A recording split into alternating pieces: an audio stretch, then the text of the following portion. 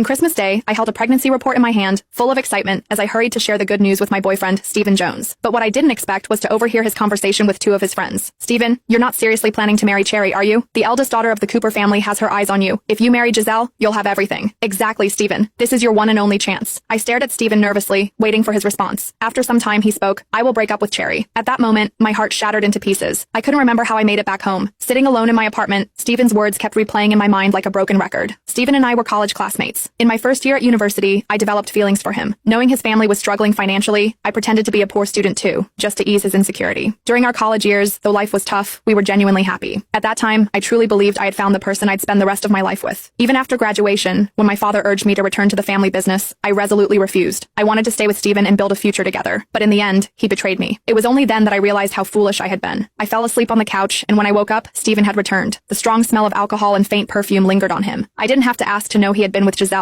His eyes were conflicted as he looked at me, but all he said was, "I'm tired," before heading straight to the bedroom to rest. I sat in the living room in silence, watching his retreating figure. Then I made an appointment for an abortion the following day and called my father. "Dad, I'm coming home," I said. My father was overjoyed. After all, he had been hoping for this moment for a long time. "Will you be bringing your boyfriend home with you this time?" he asked with a laugh. Hearing his question, I broke down in tears. I had sacrificed everything for Stephen, but the only thing that I got was his betrayal. My father was alarmed by my sobs, repeatedly asking what had happened and offering to come to me immediately, but I refused. I assured him I would handle everything before returning home. After hanging up, I packed my belongings and left a note for Stephen. The next day, I went through with the procedure. The sympathetic gazes from the nurses cut through me like knives, but I forced myself to stay composed. As I lay on the hospital bed afterward, my phone rang. It was Stephen. "Cherry, where did you go?" His voice was laced with anger. "What does your note mean? Are you breaking up with me?" I let out a soft laugh. "Stephen, isn't this what you wanted? You chose Giselle long ago, didn't you?" My words silenced him on the other end of the line. After a moment, he lowered his voice and asked, "How do you know about Giselle?" Hearing I didn't answer, Stephen anxiously said, "Cherry, it's not what you think." I chuckled coldly, then ended the call. I no longer had the energy to entangle myself with Stephen. I called my father again to confirm my return. This time, he came to pick me up personally. When he saw me, his eyes were filled with pain and concern. I could see the pain in my father's eyes as he brought me back home and urged me to rest. During this time, he took great care of me, and little by little, I began to move on from Stephen. But one day, while scrolling through my social media feed, I stumbled upon a post that stopped me in my tracks. It was a picture of Stephen and Giselle at their engagement party. In the photo, Giselle was heavily pregnant, holding onto Stephen's arm with a triumphant smile. I stared at her round belly and chuckled bitterly. So this was the truth. Stephen and Giselle had been together all along. She was already carrying his child. To keep me distracted, my father suggested I start working at the company. Since I was new, my workload was light. One day, my secretary informed me about an upcoming business gala that I needed to attend. I agreed without giving it much thought, never imagining that I would run into Stephen there. He arrived at the event with Giselle on his arm. When his eyes met mine, his expression turned complicated.